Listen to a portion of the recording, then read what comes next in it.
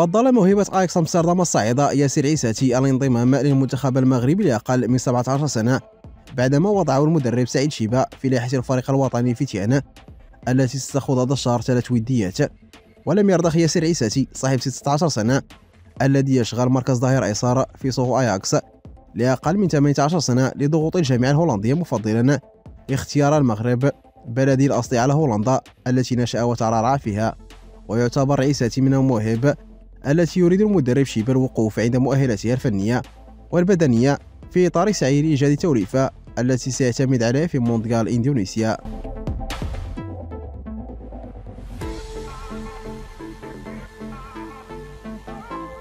تحدث مدرب مارسيليا غاتوزو عن لاعبي المغرب من حريت، وقال: عندما يتحدث حريت يكون دائما على وجه الدقة، إنه يفهم كرة القدم ويتحدث عنها.